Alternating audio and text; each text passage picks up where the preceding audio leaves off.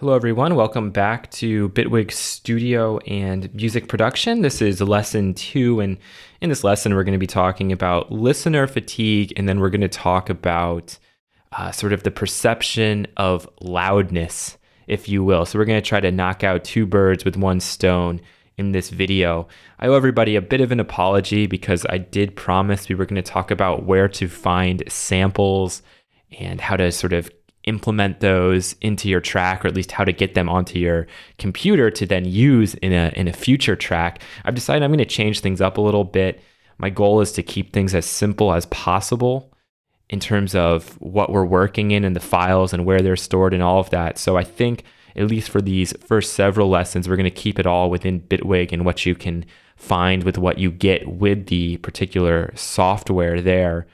And so I'll be leaving sort of places to find samples and all that other fun stuff for a much later date, assuming that I'm still making videos at that point and I haven't been shut down by somebody. Anyway, in this video, I want to talk about a very important concept and one that I think you should be introduced to early on in your journey of working with audio and working with digital audio in particular. And that's listener fatigue. It's also known as audio fatigue. And briefly, to try to explain what it is, if it's ever happened to you, you know exactly what it is. If it's never happened to you, you probably are not going to even understand when I try to explain it. But basically, listener fatigue occurs when you listen to, I'm going to just say it now, loud music for a really long amount of time, for a prolonged amount of time.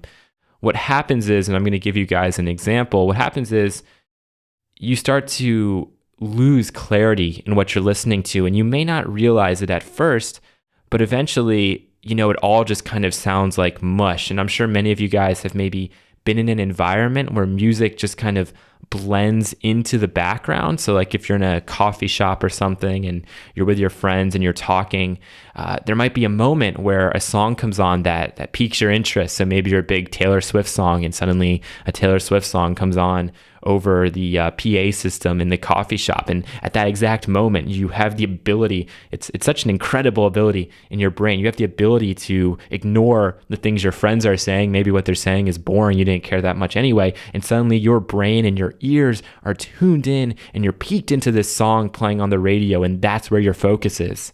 But then just as soon as that song ends, you're able to adjust and listen to what it is your friends are again talking about, right? That is an incredible ability. It's something that we don't understand yet. We still have very little understanding. Science has very little understanding of how our brain perceives sound.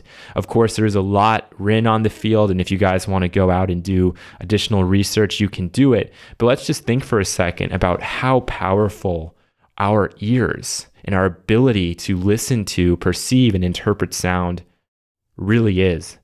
So just as an example, or to try to explain this, you have the ability to localize, or another way to put it, to know where you are based purely on the ambience and the ambient sound that surrounds you. So even if I were to blindfold you, drive you out into a cave, and then just say, where are you? You would know that you're in a very large space, and most of you would know that you are in a cave. If you've ever been to a cave before and you've had that experience, you would be able to draw from that past experience and say, okay, I'm sitting in a cave right now.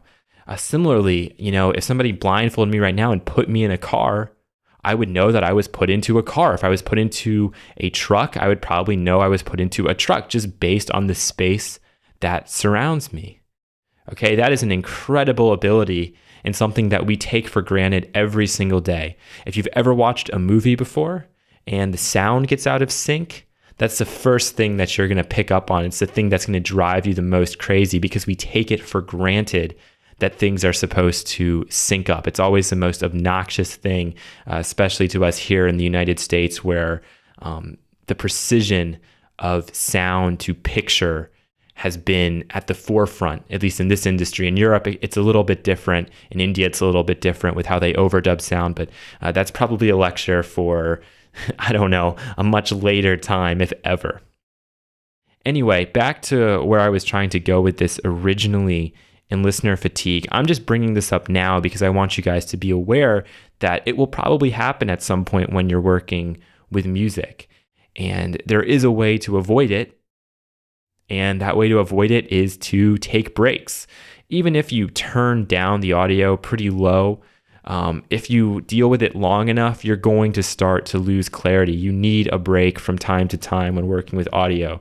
Everybody who's in this industry knows it. I know that they haven't really been able to pinpoint down exactly why listener fatigue happens, but I know it's happened to me. Probably many of you listening, it's happened to you. And it's the cause of when you've worked on something for a really long time. In one day, let's say you're working on a track for like 10 hours in one day. And by the end of the night, you're like, for some reason, really in a groove and you're making progress. You leave, you go to bed, you get up the next morning, you turn on, you click play, and you're like, oh my gosh, that sounds nothing like I thought it sounded like the other night. That is listener fatigue. You're making decisions with fatigued ears and also with a fatigued brain that's attempting to perceive what it is you're hearing.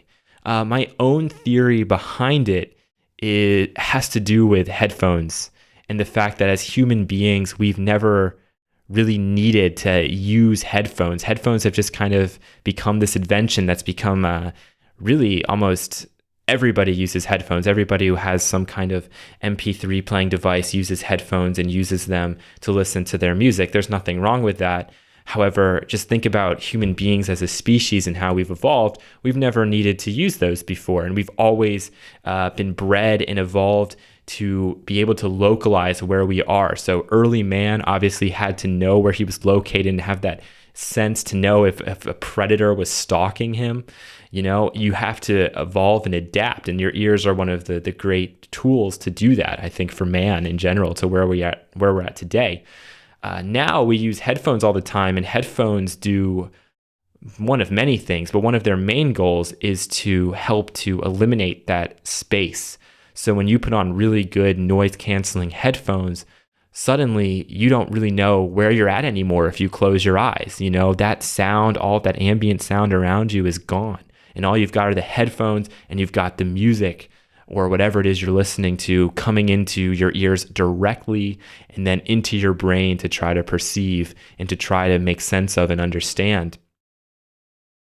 And at times that's great and it's awesome. And personally, I think it's amazing sort of where headphone technology is, because you have the ability to literally get into the world of the music.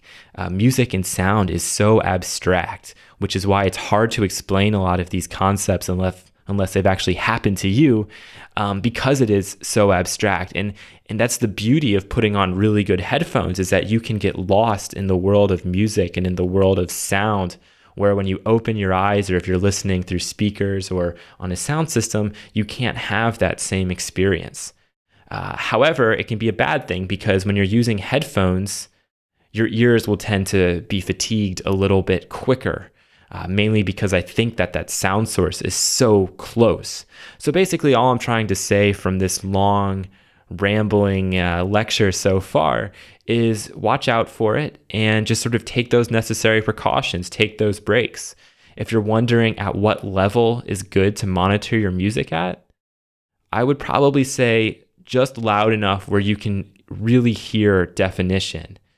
There is this equal loudness contour. It's also known as the Fletcher-Munson curve. We're not going to go into that at all today, but basically what it's saying is you have to listen to music at a relatively loud level to have an equal response across the frequency spectrum. We haven't talked about the frequency spectrum yet. Don't worry, but basically sound waves are all different in length.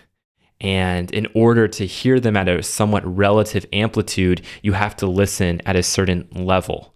But when you're working on music, when you're in that creative process and you're just sort of making your track, loudness at that point isn't super important, just as long as you can hear definition and detail. And so when you're making adjustments and changes, you're able to hear those changes. When you finish the song and you have to start worrying about trying to make all those different parts fit together and then try to make that song sound as good and as loud and as powerful as possible, At that point, you need to really start thinking about level and maybe then turning it up a little bit louder so you can really hear some more of the definition and clarity. There's also pros to turning it really low, right? But when you're making music, I always say don't worry too much about the levels. Worry more on the sounds you're making, on the melodies, on the harmonies, whatever, because that's what's important in that moment. You can always go back and start worrying about the relative loudness of your things later. And that brings up the other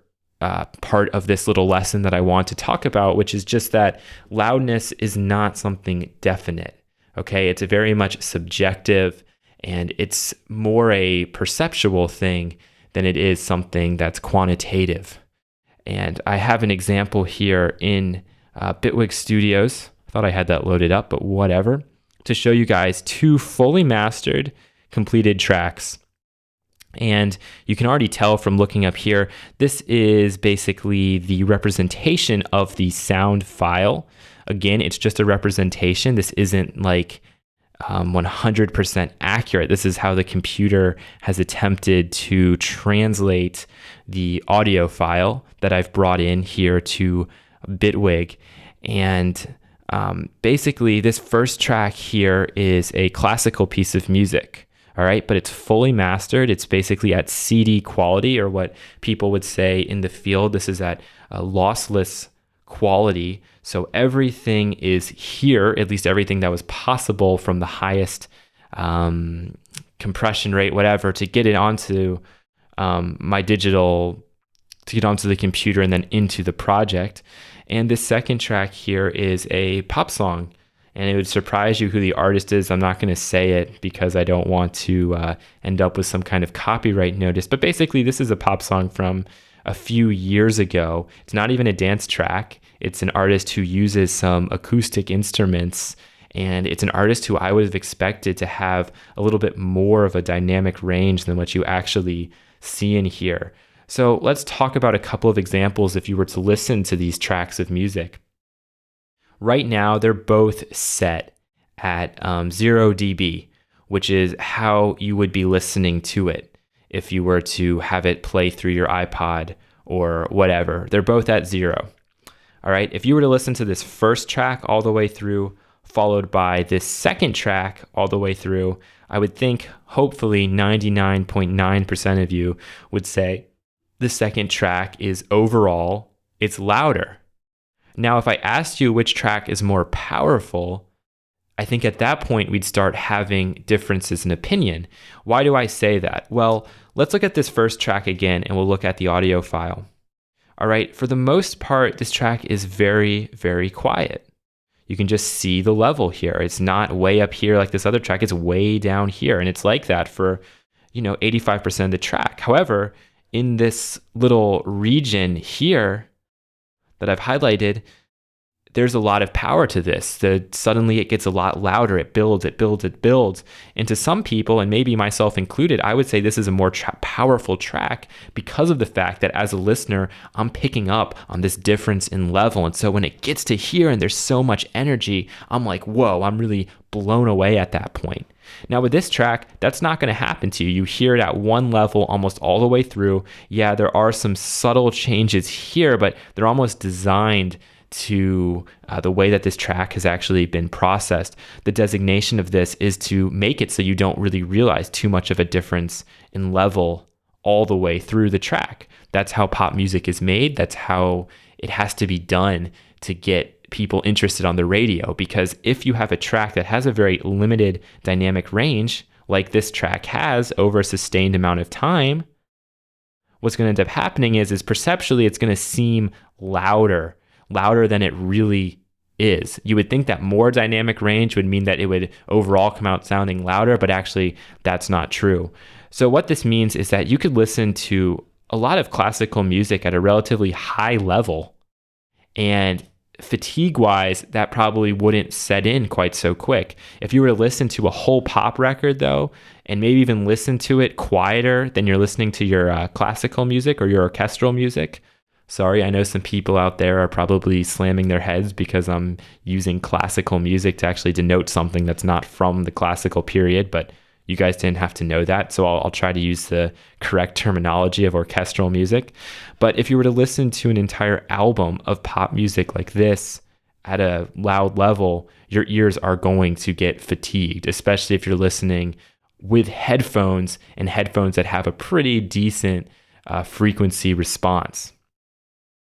So I just wanted to bring that up for you guys and let you know and understand why sometimes you might feel like when you're listening to music, it's lacking clarity. Other times with listening fatigue, I feel it can happen if you're also just tired in general. So if you're not taking care of your body, if you're not sleeping, I know that I've made pretty poor decisions when I've been really exhausted, sometimes decisions that I couldn't get back with audio. And that was mainly because I was tired and I just wasn't able to listen to it. I might have just taken a break, but because I was exhausted, I didn't know what was going on. And so I made a couple of boneheaded moves and I couldn't get it back to how it was before. So that's just what I wanted to bring up in this particular lesson here. I hope that makes sense. Please feel free to leave any comments with any questions. And I'm going to post a couple of these links up here for you. Probably I'll post up this listener fatigue link and the auditory fatigue link. They're quite similar.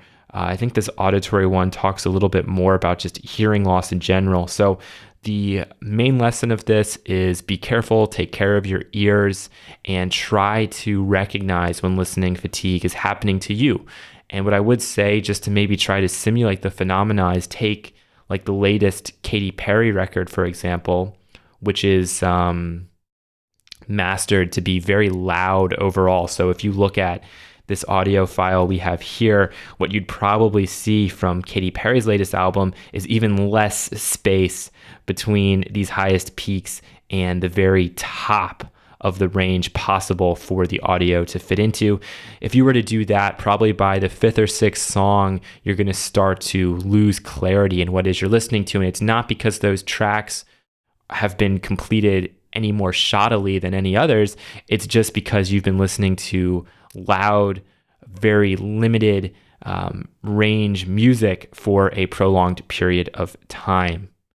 All right, I hope that makes sense to you guys. Feel free to leave any questions, and we will be back again very shortly with the next lesson.